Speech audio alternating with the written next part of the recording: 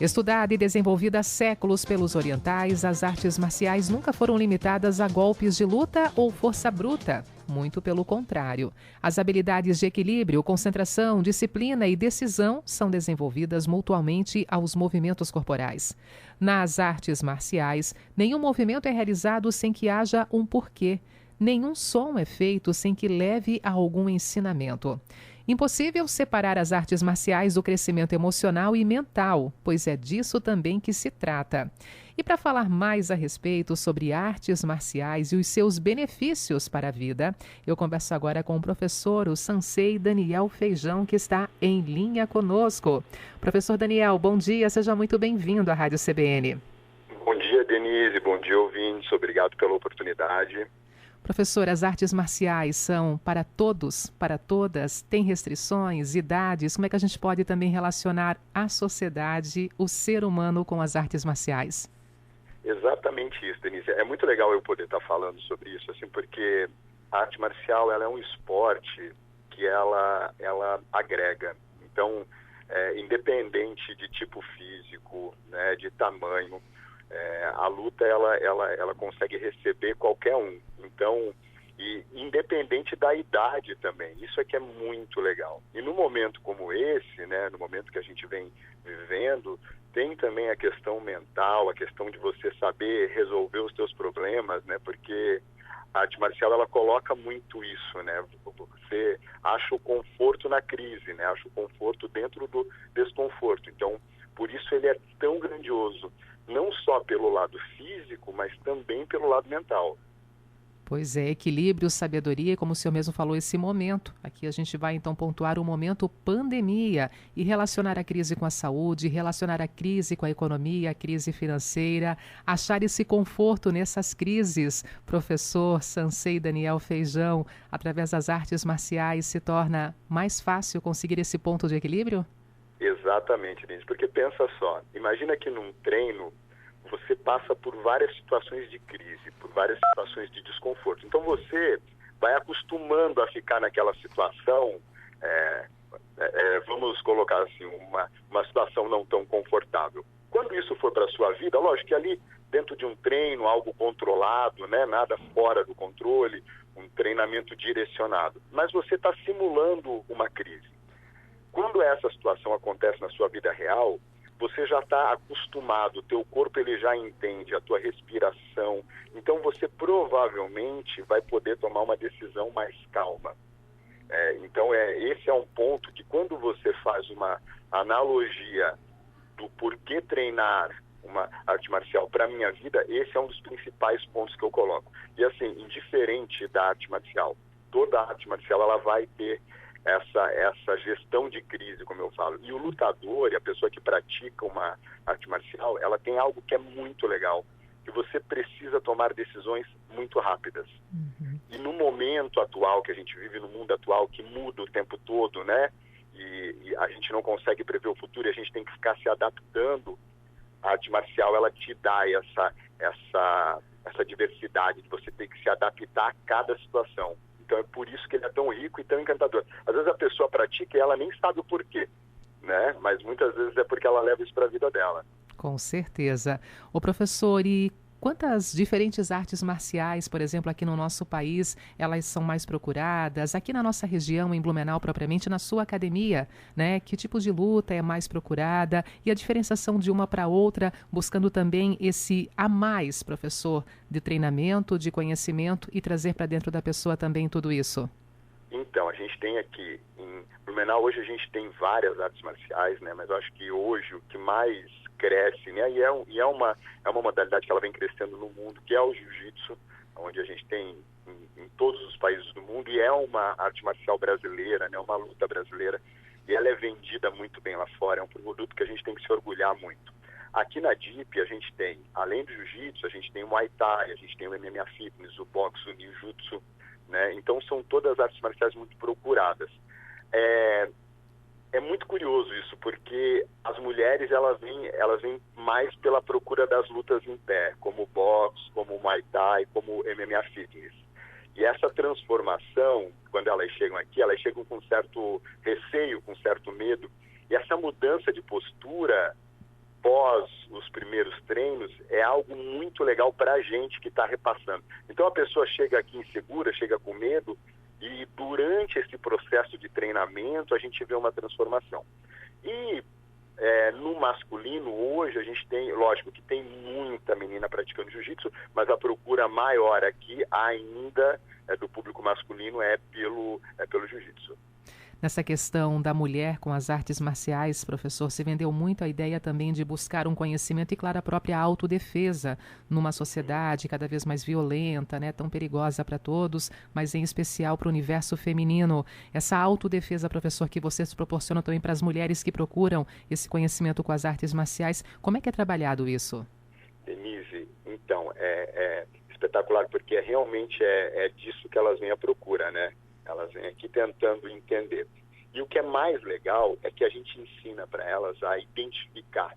Então, quando ela não se coloca numa situação de risco, provavelmente ela não vai precisar usar uma arte marcial. Então, a identificação, ela ajuda muito. Eu acho que ela é a melhor prevenção. Você entender quando você pode ser uma vítima, o local, as atitudes. Mas a mudança de postura também, de uma menina que chega aqui, às vezes insegura, e a luta te dá essa segurança, ela te vende essa postura, e é muito legal porque ela não é uma postura arrogante, e ela também não é uma postura de uma pessoa cabisbaixa. Ela começa a se posicionar de uma maneira segura. Opa, calma aí, eu estou pronto para aquilo ali. Eu acho que a luta, antes de qualquer coisa, ela te prepara, não só para a defesa, mas para quase toda a situação da tua vida, né? Mas as mulheres, o que a gente mais vê, assim, é essa mudança de atitude. E quando você muda a atitude, porque você vai se sentindo mais segura, você vai fazendo movimentos desafiadores, a luta ela é fantástica, porque todo dia você está aprendendo algo novo, você está se desafiando, que às vezes são coisas que você não faz no seu dia a dia. E quando ela vai se conhecendo, a postura dela muda. Então a chance dela se tornar vítima já diminui muito aí. Então isso é muito legal. Não, e foi muito boa a sua definição também, professor, porque aí você falou há pouco sobre a questão da postura arrogante.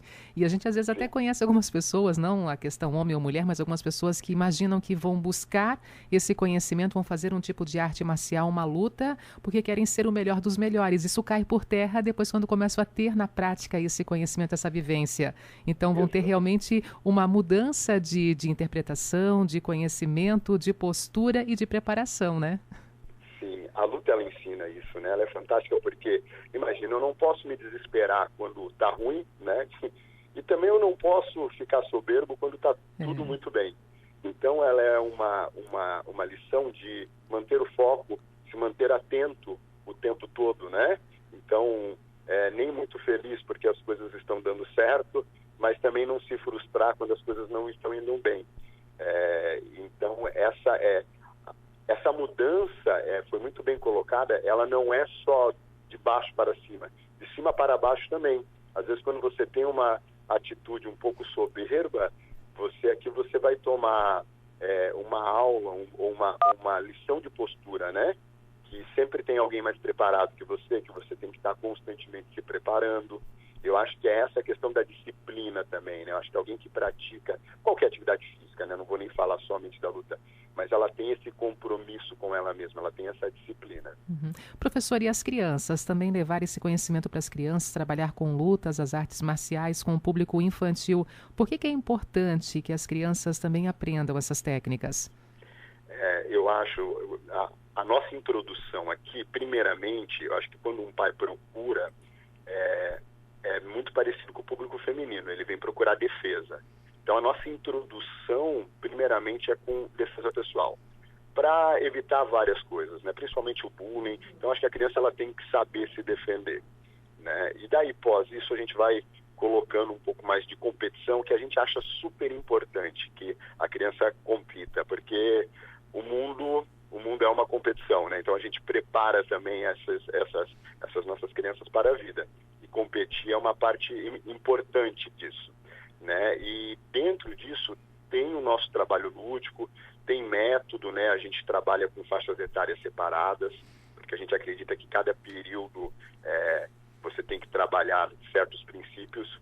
Tem a questão da disciplina, tem a questão da frustração, sabe? Hoje em dia Eu acho que é muito importante você ensinar a se frustrar.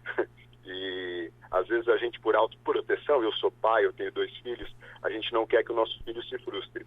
E dentro da luta isso acontece quase constantemente, né? E você tem que ser resiliente. Então você está ensinando valores para essa criança, além da mudança repentina, né? Que é o que o mundo tem hoje, você ensina ele a ser resiliente. Professor Sansei Daniel Feijão, o senhor falou que o senhor tem 2 filhos, é pai, tem 2 filhos, e eu tenho aqui a informação também que vive dentro do esporte desde a infância, inclusive já com trabalhos internacionais, né? Realmente uma dedicação grande ao esporte. E como isso aconteceu? Como é que foi também a sua ligação com o Momento Esporte, em especial aqui às artes marciais, professora? Então, como eu havia comentado antes, o jiu-jitsu ele é um produto brasileiro vendido muito bem lá fora, uma arte marcial que é muito respeitada. Existe um projeto nos Emirados Árabes Unidos, onde lá é obrigatório todo cidadão árabe praticar jiu-jitsu. Então eles recrutam professores brasileiros, eu fui o primeiro professor aqui da nossa região a ser contratado, e daí eu tive essa felicidade de poder levar a minha família para lá. Foi um momento de grande aprendizado, né, culturalmente. Eu acho que o esporte ele te proporciona isso, sabe? De repente, não é somente viver como atleta. Acho que qualquer esporte ou qualquer luta, ele te dá possibilidades de você viver dele de outras maneiras, né? Então essa foi uma chance que eu tive e foi talvez o meu maior trabalho, né? Lá no mundo árabe, onde eu fiquei 2 anos lá dando aula para as Forças Armadas. Bacana, professor. Para a gente poder finalizar aqui, antes de ter a nossa última pergunta, mas na questão de preconceito relacionado às artes marciais, tem algum que ainda predomina em pleno 2021, por exemplo, algum tipo de preconceito diretamente relacionado com as artes marciais? Eu acho que melhorou muito. A gente está caminhando para um lado de qualificação de professores, onde a categoria tem melhorado muito. Eu acho que foi natural, né? Porque é algo que, para quem não conhece, realmente parece que é violência.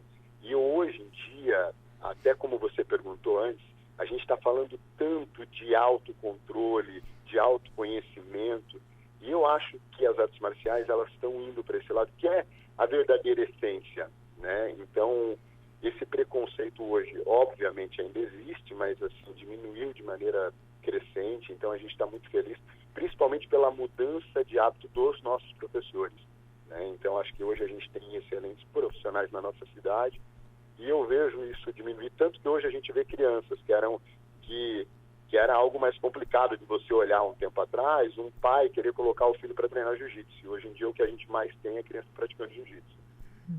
Professor, para finalizar, pessoas que estão sem um horizonte na sua vida, estão sem um propósito, sem uma vontade de acordar de manhã, podem e devem se permitir buscar esse conhecimento, buscar esse contato com as artes marciais? A vida vai mudar? Não tenha dúvida que você vai conhecer um novo mundo, você vai se conhecer primeiramente.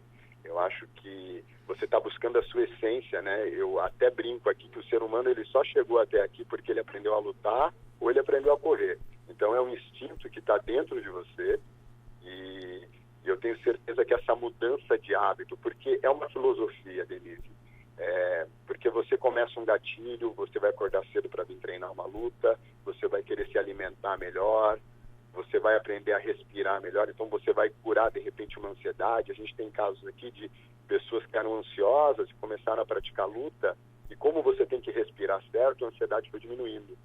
Então eu tenho certeza que se você tem essa vontade, que é da grande maioria do ser humano, aprender uma luta, você vai estar fazendo um grande investimento. E eu tenho certeza que o nosso ouvinte recebeu muito bem essa pauta aqui hoje na nossa programação. Professor, muito obrigada pela entrevista, um bom dia. Obrigado, Denise, pela oportunidade mais uma vez. Um bom dia para vocês também. Professor Sansei Daniel Feijão conosco hoje aqui falando sobre as artes marciais e os seus benefícios para a vida. Como mesmo foi colocado nessa entrevista, é impossível separar as artes marciais do crescimento emocional e mental, pois é disso também que se trata.